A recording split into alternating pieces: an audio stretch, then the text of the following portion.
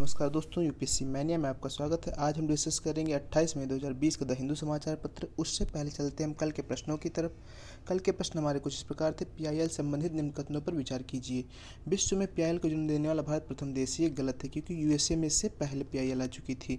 इसके भारत में जन्मदाता पीएन भगवती मानते हैं, बिल्कुल सही है। इसमें केवल प्रभावित व्यक्ति ही केस फाइल कर सकता है। ये गलत है क्योंकि यदि कोई व्यक्ति मान लीजिए कि जेल में फंसा हुआ है, उसे अपने लिए पीआईएल फाइल करना है तो जेल से तो बाहर आ नहीं सकता है, तो वो उस समय उसके बिना पर कोई दूसरा व्यक्ति भी केस फाइल कर सकता है। पीआईएल फाइल करने के लिए एडवोकेट की आवश्यकता नहीं होती है, बिल्कुल सही है। उच्चतम न्यायालय किसी मामले को पीआईएल के अंतर्गत स्वतः संज्ञान में ले सकता है, ये भी बिल्कुल सही है। तो 2, 3, 2, 4 और 5, यदि अगर सी ऑप्शन में से 3 को हटा दिया जाए तो सी विकल्प सही जाता है। इसमें फिलहाल कोई भी विकल्प सही नहीं है, ये चीज़ आपको ध्यान देना है। डब्ल्यूएचओ की मुख्य वैज्ञानिक कौन है? तो भारतीय मूल की सौम्या स्वामीनाथन डब्ल्यूएचओ की मुख्य वैज्ञानिक हैं। बेवक्यू क्या है? तो इस शराब की दुकान के सामने भीड़ मैनेज करने के लिए एक एप्लीकेशन है जो लॉन्च किया गया है। बेव मीन्स बेवरेजेस, क्यू मतलब लाइन। निम्न में से कौन सा स्थान चारधाम यात्रा का हिस्सा नहीं है? चारधाम यात्रा आपका जैसे जानना है, आपको चाहिए कि बद्रीनाथ, द्वारका, जगन्नाथपुरी और रामेश्वरम, इन चारों जगह से मिलकर बनता है। इसमें देखिए रामेश्वरम नहीं है, केदारनाथ को जोड़ा गया, तो केदारनाथ आपका चारधाम यात्रा का हिस्सा नहीं है। तो ये था हमारा कल के न्यूज़पेपर संबंधित प्रश्नों का डिस्कशन। अब हम चलेंगे अपने समाचार पत्र की तरफ। तो हमारी सबसे पहली महत्वपूर्ण खबर है, now Trump offers to mediate between India and China. तो जैसे कि भारत और चीन के बीच सीमा विवाद तनाव बढ़ता हुआ जा रहा है, तो ट्रंप ने बोला है कि लाओ हम तुम दोनों लोग का मुद्दा सुलझा देते हैं। तो इसमें तुरंत चीन ने हस्तक्षेप करते हुए कहा कि ऐसा कुछ बात नहीं है, situations are stable till now, और हम सभी एक दूसरे का मामला सुलझा सकते हैं, हमें किसी दूसरे की आवश्यकता नहीं है। और इसी संबंध में एम्पास कमांडर्स मीट्स बिगिन। तो इस गतिरोध के चलते ही अब कमांडर की मीटिंग भी स्टार्ट हो गई है, यानी कि एक दूसरे देश के कमांडर मिल रहे हैं आपस में, भारत और चीन के कमांडर्स। अब इससे जल्द ही जो है मामला सुलझने का जो है रास्ता निकल सकता है।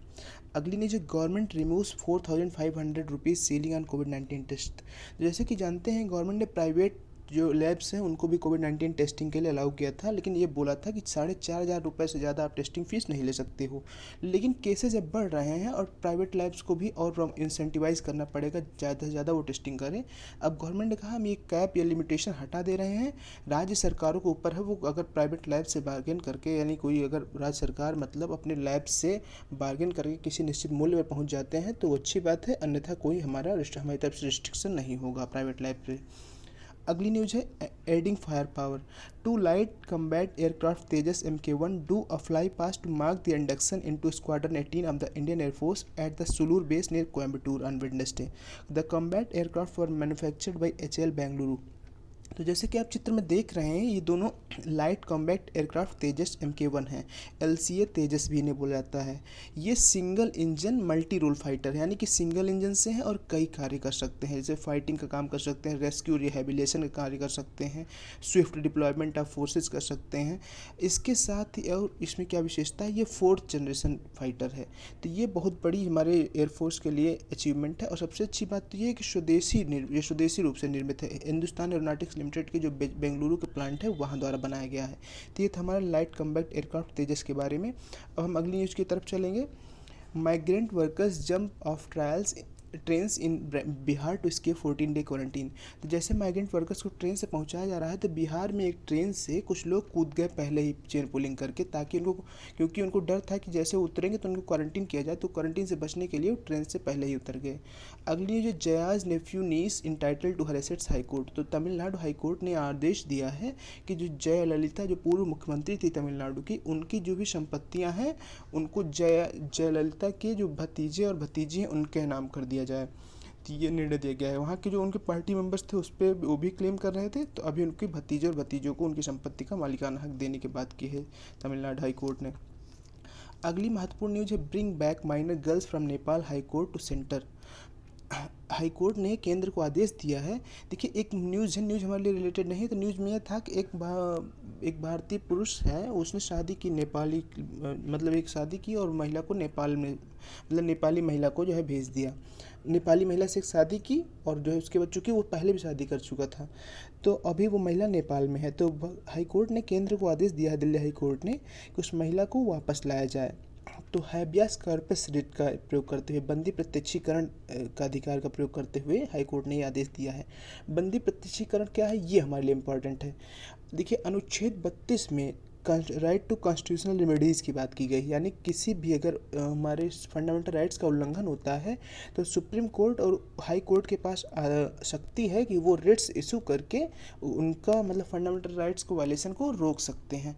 तो उन्हीं में से एक अधिकार है बंदी प्रत्यक्षीकरण। इसके तहत क्या होता है, हाई कोर्ट या सुप्रीम कोर्ट किसी के खिलाफ जिसके खिलाफ ये जारी करेगी उसको आदेश दिया जाता है कि जल्दी से जल्दी जिसको आपने बंदी बनाया है उसको हमारे समक्ष प्रत्यक्ष पेश किया जाए, और अगर आपका बंदी बनाने का आधार गलत है तो उसे हम रिहा कर देंगे। तो ये बंदी प्रत्यक्षीकरण किससे संबंधित है, आर्टिकल 32 से संबंधित है। ये चीज़ आपको जानने की आवश्यकता है।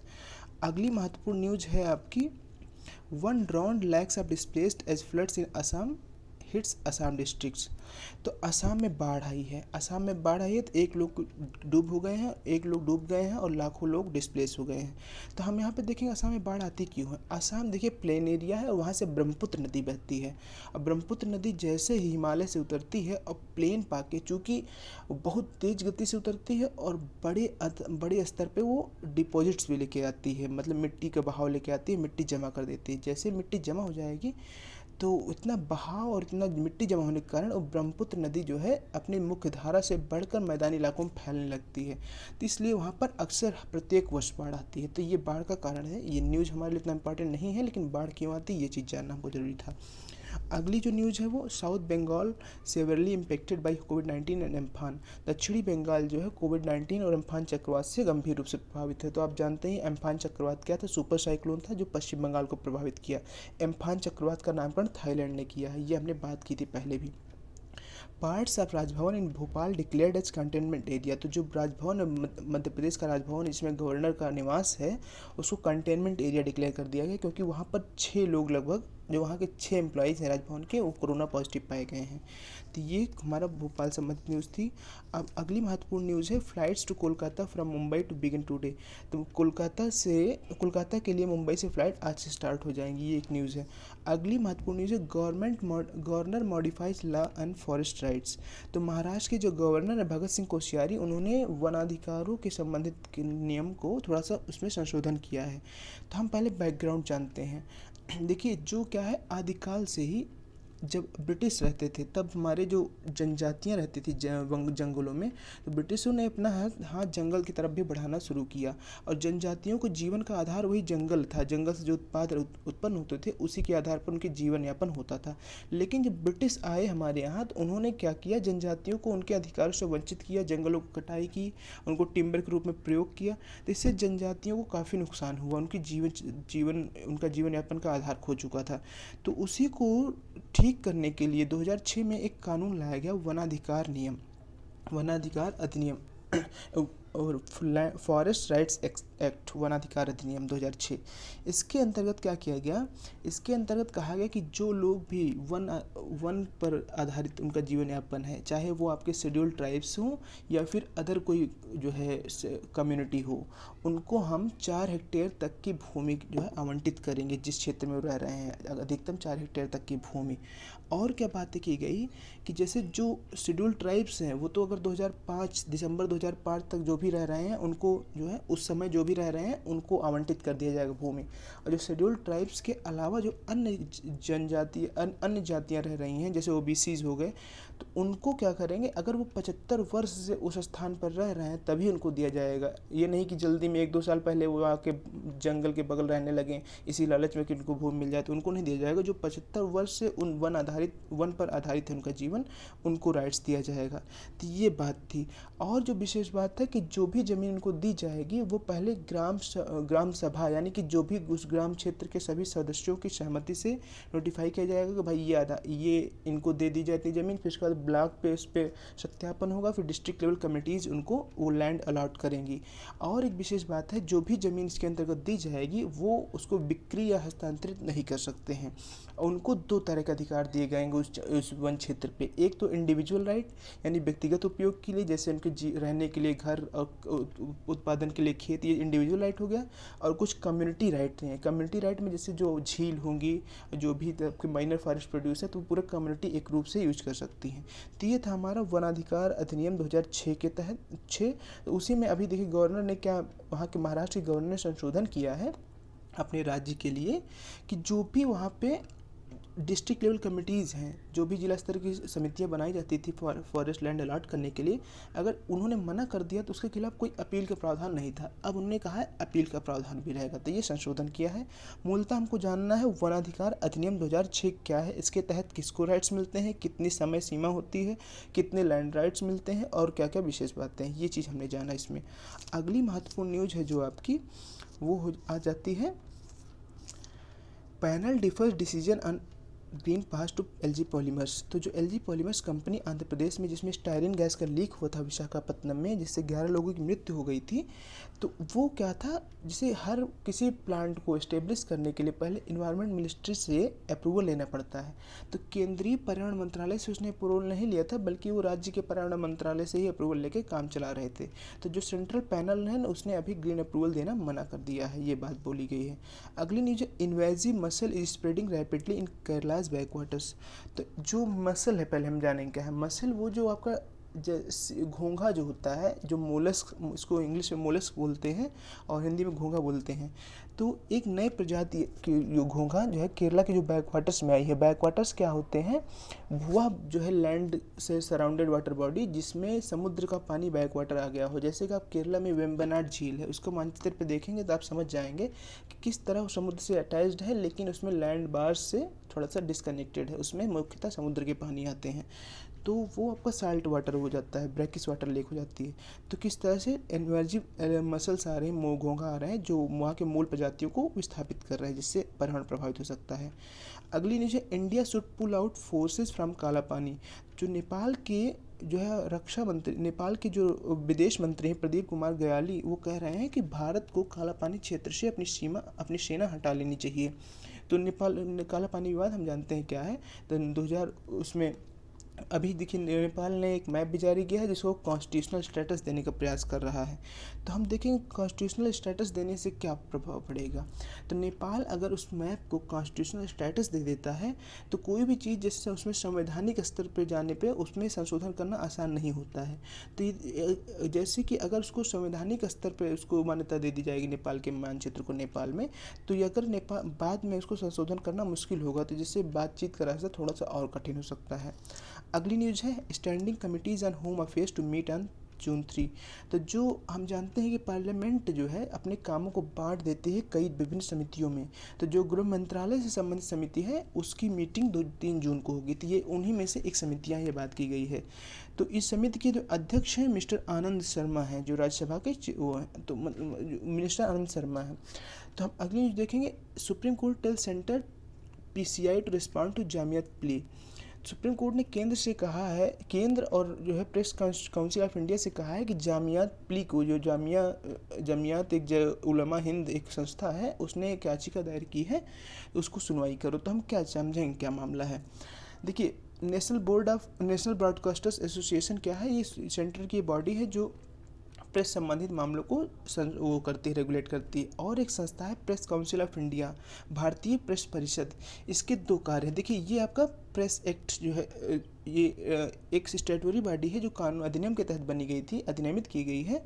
इसका 2 कार्य है। पहली बात तो प्रेस की स्वतंत्रता सुनिश्चित करना, कि यानी कोई गवर्नमेंट एक्टिविटी प्रेस पे स्वतंत्रता पे तो लगाम तो नहीं लगा रही है, उसको चेक करना। दूसरी बात, प्रेस को भ्रष्ट आचरण से बचाना, कि यानी जो प्रेस है कहीं वो जो है पैसा लेके तो न्यूज़ नहीं छाप रही, या पेड न्यूज़ तो नहीं छाप रही, गलत न्यूज़ फेक न्यूज़ तो नहीं छाप रही, इन सब चीज़ों को, यानी कि प्रेस की स्वतंत्रता और प्रेस पर नियंत्रण दोनों का यानी बैलेंस करने का कार्य करती है। तो ये प्रेस काउंसिल ऑफ इंडिया का कार्य है। तो जामियात उलेमा ए हिंद एक संस्था है, उसने कहा है कि जो भी ये क्या कहते हैं, मतलब जमात तबलीगी जमात संबंधित है, इनको मामले को इनकी छवि गलत दर्शाई गई है, उनके खिलाफ केस दर्ज किया गया है। तो इस पर स्पष्टता मांगी इस संस्था ने। तो सुप्रीम कोर्ट ने वही केंद्र को और प्रेस काउंसिल ऑफ इंडिया को कहा है कि भाई इनकी याचिका की सुनवाई करिए और जल्दी आप निर्णय दीजिए। तो हमको यहाँ पे जानना है कि प्रेस काउंसिल ऑफ इंडिया या भारतीय प्रेस परिषद का क्या कार्य है, इसको हमने अभी देखा ही। अगली न्यूज़ है आपकी, 5% ऑफ श्रमिक स्पेशल ट्रेन डाई इन उत्तर प्रदेश। उत्तर प्रदेश में जो श्रमिक स्पेशल ट्रेनें चलाई जा रही हैं उसमें पिछले 2 दिनों में 5 लोगों की मृत्यु की खबर आई है। तो जो नेशनल ह्यूमन राइट्स कमीशन है, राष्ट्रीय मानवाधिकार आयोग, उसने उत्तर प्रदेश से इन जो है डेथ्स पे नोटिस दी है कि भाई क्या मामला है, आप हमें बताइए। तो नेशनल ह्यूमन राइट्स कमीशन हम बात करेंगे, ये जो है आपका क्या है, एक बॉडी है जो बनाई गई, स्टेटरी बॉडी जो एक कानून के तहत बनाई गई है। ये कार्य करती है कि मानवाधिकारों का उल्लंघन ना हो, उसके तहत कार्य करती है। ये चीज़ हमने देखा। No home quarantine option in Goa, तो गोवा में कोई होम क्वारंटीन का ऑप्शन नहीं, यानी जो भी लोग बाहर से आएंगे सभी को इंस्टीट्यूशनल रूप से, यानी कि जो सरकारी संस्थान में क्वारंटीन होना होगा। आप बिना क्वारंटीन हुए घर नहीं जा सकते, जैसे कि और राज्यों में विकल्प है कि आप अपने होम घर में ही क्वारंटीन रहिए, तो ऐसा कुछ गोवा में नहीं है, क्योंकि वहाँ पे केसेस न बढ़े इसलिए। तभी गोवा, चूँकि गोवा शायद कोरोना फ्री हो चुका है, तो इसलिए समस्या न बढ़े, इसलिए इसको किया है। Despite lockdown wheat procurement and target, lockdown होने के बावजूद भी जो हमारी गेहूं की खरीद है वो टारगेट को लगभग पूर्ण कर चुकी है। गेहूं की जो खरीद का टारगेट इस वर्ष रखा गया है वो लगभग आपका रखा गया है 407 लाख टन, जबकि 342 लाख टन अभी तक प्रोक्योर किया चुका है, खरीदा जा चुका है। पिछले वर्ष से ज़्यादा अभी तक खरीदा जा चुका है। तो ये कहा जा रहा है लॉकडाउन भले है लेकिन गेहूं का प्रोक्योरमेंट अपनी गति पर है। अगली न्यूज है, supreme court declines to modify orders letting Air India assign middle seats. तो जैसे कि पहले हमने डिस्कस किया था कि एयर इंडिया को जो मिडिल सीट्स, जो जैसे तीन, मान लीजिए 3 कॉलम्स हैं, तो बीच का कॉलम छोड़ने की बात की गई थी सोशल डिस्टेंसिंग मेंटेन करने के लिए, लेकिन हमारे पास संसाधन सीमित हैं और हमको सभी फंसे हुए भारतीयों को वापस लाना है। तो सुप्रीम कोर्ट ने अलाउ किया था कि मिडिल की सीट भी आप भर सकते हैं, कोई ज़रूरी नहीं आप सोशल डिस्टेंसिंग फॉलो करें, मतलब मिडिल सीट खाली करके आप बाकी मानकों का ध्यान रखिए, लेकिन मिडिल सीट खाली रखने की कोई ज़रूरत नहीं, क्योंकि हमारे पास संसाधन सीमित है और हमको सबको वापस ले आना है। तो इस मामले पर कुछ लोगों ने आपत्ति जताई थी, तो सुप्रीम कोर्ट ने कहा कि हम ऐसी कोई आपत्ति को नहीं स्वीकार करते हैं, 10 दिनों तक ये कार्यक्रम ऐसे ही जारी रहेगा, नहीं 6 जून तक एयर इंडिया पे कोई प्रतिबंध नहीं रहेगा इस तरह का। Locust threat is bigger this year, वांस मॉनिटर। तो जो टिड्डी अटैक हो रहा है, हम पिछले हफ्ते से इस न्यूज़ को देख रहे हैं, तो इस समय काफ़ी गंभीर हो जा रहा है। क्यों गंभीर हो जा रहा है? क्योंकि पाकिस्तान से हो तो आ रहा है, पाकिस्तान ने कोई अच्छे कदम नहीं उठाए हैं जिससे जो टिड्डे हैं वो भारत की तरफ भाग रहे हैं। तो देखिए, टिड्डा जो है चेतावनी केंद्र, हमारा एक टिड्डा चेतावनी संगठन है, वो जोधपुर में उसमें उसकी स्थापना हुई है। तो उसका हेडक्वार्टर कहाँ है? जोधपुर में। ये भी एक प्रश्न आ सकता है आपका। तो अभी टिड्डे जो है हमारे भारतीय क्षेत्र में प्रवेश कर चुके हैं, और जैसे मानसून सीजन होगा तो वो लार्वा करेंगे, यानी उनकी ब्रीडिंग होगी और बच्चे पैदा करेंगे, संख्या में और बढ़ जाएंगे, समस्या और गंभीर हो सकती है। तो ये बात इस न्यूज़ में बताई गई है। अगली न्यूज़ है, blow out at oil vessel इन असम। तो जो ऑयल इंडिया लिमिटेड है उसमें एक असम की जो उसमें ऑयल इंडिया लिमिटेड का एक कुआं है उसमें एक आग लग चुकी है। तो ये चीज़ बताया जा रहा है, एक्सीडेंट हुआ है। CBSE students can shift exam venues. तो सीबीएसई स्टूडेंट अपने एग्जाम के जो स्थल को उसको चेंज कर सकते हैं। जैसे मान लीजिए कि लॉकडाउन की वजह से कोई बच्चा जिसका एग्जाम होना था वो कहीं पर और फंसा है, सेंटर उसका कहीं और है, वो नहीं जा पा रहा है, तो वो जो है एप्लीकेशन फाइल करके जिस ज़िले में है उसी ज़िले में अपना exam schedule, exam venue change करा सकता है। ये विकल्प दिया गया है सीबीएसई छात्रों को। अगली न्यूज़ है आपकी अंतर्राष्ट्रीय जगत से संबंधित। सबसे पहले देखेंगे, Hong Kong body will play an advisory role. तो जैसे कि हम जानते हैं कि चीन एक सुरक्षात्मक कानून बना रहा है जो हांगकांग के ऊपर लागू होगा। हांगकांग हमारा 1 कंट्री 2 सिस्टम के अंतर्गत आता है। 1 कंट्री मतलब चाइना के अंतर्गत आता है, 2 सिस्टम मतलब, लेकिन सिस्टम इसका चाइना से अलग होगा। तो देखिए, हांगकांग ब्रिटेन की पूर्व कॉलोनी थी, लेकिन जैसे कि जब डीकोलोनाइजेशन हुआ था तो 1997 में ब्रिटेन ने हांगकांग को चाइना को इस शर्त पे दिया था कि आप अपने कानून यहाँ पे 50 सालों तक कम से कम नहीं लागू करेंगे। इनको हमारे तरीके से, मतलब जिस माहौल में ये जिए हैं अभी तक लोकतंत्रात्मक माहौल में, उस लोकतंत्रात्मक माहौल को आपको डिस्टर्ब नहीं करना है। तो वही चीज़ बताई जा रही है। लेकिन अभी चाइना क्या कर रहा है, चाइनीज़ पार्लियामेंट जो है एक लॉ बना रही है जो हांगकांग पे कुछ रक्षात्मक जो है लिमिटेशंस लगाएगी। जैसे हांगकांग में जो है चाइनीज़ पुलिस जाके वहाँ पे काम कर सकेगी, और क्या है वहाँ पे इंटेलिजेंस जो है एजेंसी वहाँ पे एस्टेब्लिश कर सकेगी। तो यही बता रहा है कि हांगकांग में जो वो बॉडी होगी केवल एडवाइजरी रोल प्ले करेगी। हांगकांग की पुलिस या हांगकांग के तंत्र का वो रिप्लेस नहीं करेगी। बता रहे केवल हम उनको सहयोग करेंगे, उनको एडवाइज करेंगे। लेकिन आप भी जानते हैं कि इरादा तो नेक नहीं है, जाहिर सी बात है। US strips Hong Kong of special trading status. तो जैसे कि एक नया कानून हांगकांग पे बन रहा है चाइना का, तो हांगकांग को एक विशेष तरह से ट्रीट किया जाता था यूएस द्वारा, क्योंकि यूएस ही मानता था कि हांगकांग में चीन से काफ़ी भिन्न राजनीतिक व्यवस्था है, वहाँ पे लोकतंत्रात्मक मूल्यों का काफ़ी सम्मान होता है। लेकिन अब जो चाइना अपना प्रभाव उससे बढ़ाता जाएगा, तो चाइना जैसा ही हो रहा है, तो यूएस ने बोला है अगर आप ऐसे कर रहे हो तो हम अपना जो विशेष दर्जा हांगकांग को दिए हैं ट्रेडिंग रिलेशंस में, उनको हम वापस लेते हैं। अगली न्यूज है, France to stop use of hydroxy chloroquine for कोविड-19 ट्रीटमेंट। तो जो हाइड्रोक्सी क्लोरोक्विन है उसको ट्रीटमेंट के लिए जो अभी तक फ्रांस यूज करता था, फ्रांस ने कहा अब हम हाइड्रोक्सीक्लोरोक्वीन को कोविड-19 ट्रीटमेंट के लिए नहीं प्रयोग करेंगे। इस पे क्योंकि प्रश्न उठ रहे हैं बार बार इसकी एफिकेसी पे। European union unveils 750 billion euro economy rescue plan.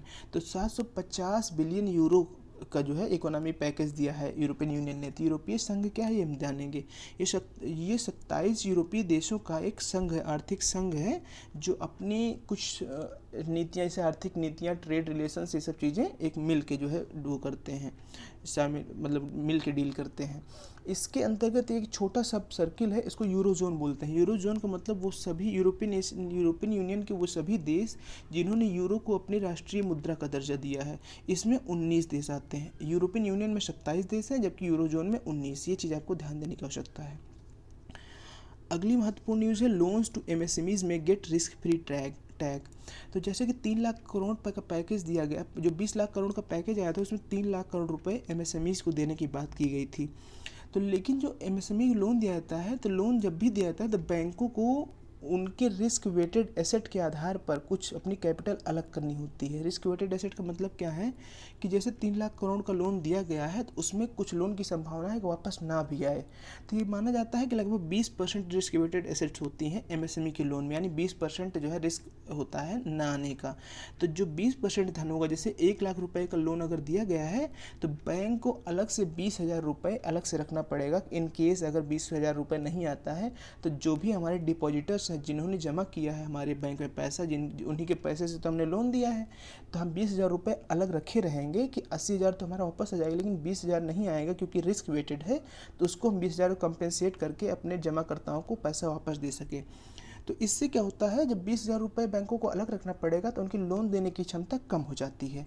तो अभी क्या बोला है, अभी आरबीआई को, जो वित्त मंत्री हैं, वो प्रयास कर रही हैं आरबीआई से कि जो रिस्क वेटेड एसेट कैटेगरी है एमएसएमई के लिए, इसको जीरो रिस्क वेटेड आप एसेट घोषित कर दीजिए, ताकि बैंकों को अलग से पैसा न रखना पड़े, लोन देने के बावजूद अलग से पैसा न रखना पड़े, तो बैंकें इससे अच्छा लोन दे सकेंगे।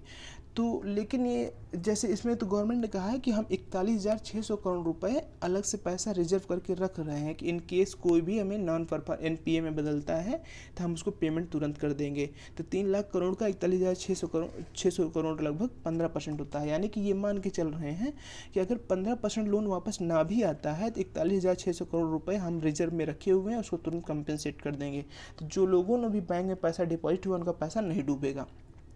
इससे पहले भी देखिए वित्त मंत्री ने बढ़ावा देने के लिए, इस लोन कल्चर को बढ़ावा देने के लिए कहा है कि 3C से डरने की जरूरत नहीं। 3C कौन से बताया, सीबीआई, सीवीसी और सीएजी। इनसे डरने की आवश्यकता नहीं है बैंकों को, और अच्छे से लोन आप डिस्ट्रीब्यूट करो। एक कंडीशन और रखी है इस 3 लाख करोड़ एमएसएमई के लोन को, कि जो बैंकें होंगी वो 9.25% से ज़्यादा ब्याज पर लोन नहीं देंगी, और जो एनबीएफसीज होंगी वो अधिकतम 14% पर लोन देंगी, इससे ज़्यादा नहीं देंगी, ताकि शोषण न करें। NTPC eyes majority stake in Delhi distribution companies. तो जो एनटीपीसी हमारा पावर प्रोड्यूसिंग कंपनी है, ये विद्युत को उत्पादन करती है, इसने अब विद्युत के वितरण कंपनी, जो रिलायंस की विद्युत वितरण कंपनी है, उसमें जो है 50% से ज़्यादा शेयर खरीदने का प्लान कर रही है। अगली न्यूज़ है Google faces anti trust case in India. तो गूगल के खिलाफ एक एंटी ट्रस्ट केस जो है फाइल किया गया है कंपटीशन कमीशन ऑफ इंडिया में। तो ये भारतीय प्रतिस्पर्धा आयोग ये क्या है कि इंडस्ट्रीज़ में स्वस्थ प्रतिस्पर्धा ना हो, गलत भावनाओं से यानी चीटिंग ना हो, तो इसको रोकने के लिए, चीटिंग रोकने के लिए और स्वस्थ प्रतिस्पर्धा बढ़ाने के लिए एक संस्थान स्थापित किया गया था 2002 में, कंपटीशन एक्ट 2002 के तहत। उसका नाम है कंपटीशन कमीशन ऑफ इंडिया, यानी भारतीय प्रतिस्पर्धा आयोग। तो उसमें अभी गूगल के खिलाफ शिकायत की गई है कि चूँकि गूगल का प्लेटफॉर्म इतना बड़ा है, वो अपने, और गूगल साथ ही में एक पेमेंट सर्विस गूगल पे भी चला रहा है, तो गूगल अपने जो पेमेंट सर्विस है उसका पक्ष ले रहा है, उसकी तरफ बायस्ड है, उसको ज़्यादा बढ़ावा दे रहा है अन्य की तुलना में। तो ये अब स्वस्थ प्रतिस्पर्धा को वायलेट करता है। ये एक अपील फाइल की गई है। अब इस अपील को कहाँ फाइल की गई है, भारतीय प्रतिस्पर्धा आयोग में। अब इस पर आगे निर्णय सुनवाई होगी, उसके निर्णय के पश्चात यदि अगर कोई बात ना होगी तो उस अपील को खारिज कर दी जाएगी, अन्यथा गूगल पे पेनाल्टी लगाई जाएगी। तो ये हमने जाना कंपटीशन कमीशन ऑफ इंडिया से संबंधित। अगली news, Tata power plans to add 700 megawatt in renewable energy. तो जो Tata power plan, Tata power है, टाटा यानी जो टाटा की विद्युत क्षेत्र में जो कंपनी है, उसने अभी 700 मेगावाट से विद्युत उत्पादन, रिन्यूएबल एनर्जी से विद्युत उत्पादन का निर्णय लिया है। तो रिन्यूएबल एनर्जी क्या है, रिन्यूएबल एनर्जी वो एनर्जी होता है जिसका जल्दी से हम रिन्यू कर सकें, जैसे सौर ऊर्जा हो गई, पवन ऊर्जा हो गई, जल ऊर्जा हो गई।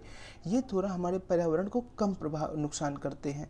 अब भारत जो है क्या है, पर्यावरण के संरक्षण की दिशा में रिन्यूएबल एनर्जी टारगेट भी रखा है उसने। INDC उसे बोलते हैं कि 40% non fossil fuel based energy से वो अपनी ऊर्जा उत्पादन करेगा। तो इसी दिशा में 175 गीगावाट एनर्जी रिन्यूएबल एनर्जी के माध्यम से उत्पादन करने का लक्ष्य रखा गया 2022 तक, जिसमें 100 गीगावाट को सोलर एनर्जी के द्वारा उत्पादित किया जाएगा, बाकी 75 गीगावाट अन्य जो है रिन्यूएबल एनर्जी, जैसे आपका विंड एनर्जी हो गया, टाइड एनर्जी हो गया, इनके माध्यम से किया जाएगा। ये चीज़ आपको जानने की आवश्यकता थी इससे संबंधित। अगली न्यूज है ओला electric buys e scooter maker इटेरगो। तो ओला इलेक्ट्रिक जो है एक ओला इलेक्ट्रिक मोबिलिटी जो है एक कंपनी है, वो भारतीय कंपनी है जो ओला संबंधित आप जानते होंगे कि जो आपका इधर से उधर मतलब लोगों को ट्रांसपोर्ट में हेल्प करती है।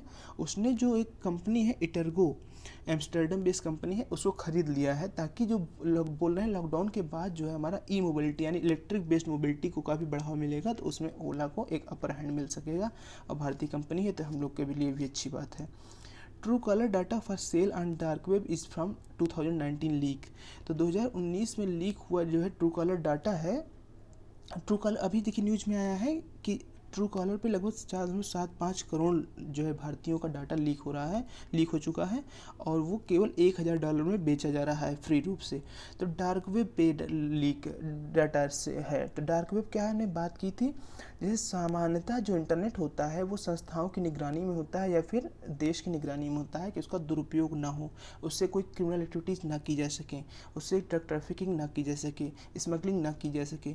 लेकिन डार्क वेब क्या है, ये इंक्रिप्टेड फॉर्म ऑफ इंटरनेट होता है जो केवल सेंडर और रिसीवर के बीच में ही कम्युनिकेशन स्टेब्लिश करता है, बीच में उसको कोई डिक्रिप्ट नहीं कर सकता है। तो इससे क्या होता है, प्राइवेसी हाई लेवल पर प्राइवेसी मेंटेन रहती है। तो इससे जो स्मगलर्स हैं वो इलीगल एक्टिविटीज़ करते हैं, और जो है पॉर्न शेयरिंग भी हो सकती है, और इसके बाद जो है स्मगलिंग हो सकती है, ड्रग ट्रैफिकिंग हो सकती है। तो मतलब बहुत सी चीज़ें इलीगल एक्टिविटीज़ होती हैं। तो ये डार्क वेब था, और आपका डाटा प्राइवेसी संबंधित न्यूज़ थी। अब हमने डिस्कस कर लिया आज की न्यूज़पेपर संबंधी सारी डिटेल्स। अब हम आज चलेंगे प्रश्नों की तरफ जो भी आज से संबंधित हैं। सबसे पहला प्रश्न इसमें है, वन अधिकार अधिनियम 2006 से संबंधित कथनों पर विचार कीजिए। इसके अंतर्गत वन भूमि पर आश्रितों को अधिकतम 4 हेक्टेयर तक भूमि अधिकार प्रदान किए जाते हैं। ये जनजातीय एवं गैर जनजातियों दोनों को भूमि अधिकार प्रदान करता है। ग्राम सभा न कि ग्राम पंचायत के सुझाव पर ब्लॉक तत्पश्चात जिला स्तर की समिति द्वारा भू अधिग्रहण प्रदान किया जाता है। इस भूमि को बेचा या हस्तांतरित नहीं किया जा सकता है। तो आपको बताना है इनमें से कौन कौन से विकल्प सही हैं। 1, 2, 3, 3 व 4, 2, 3 व 4 उपर्युक्त सभी। बंदी प्रत्यक्षीकरण हैबेस कॉर्पस की शक्ति न्यायपालिका को किस अनुच्छेद से मिलती है। अनुच्छेद 21, अनुच्छेद 25, अनुच्छेद 32, अनुच्छेद 33। भारतीय प्रेस परिषद के कार्य क्या है। प्रेस की स्वतंत्रता सुनिश्चित करना, प्रेस में भ्रष्ट आचरण को रोकना, ए व बी इनमें से कोई नहीं। भारत में टिड्डी चेतावनी संगठन कहाँ पर है। चंडीगढ़, जोधपुर, दिल्ली, गांधीनगर। तो ये थी हमारी 28 मई की डिस्कशन। बहुत बहुत धन्यवाद। Thank you.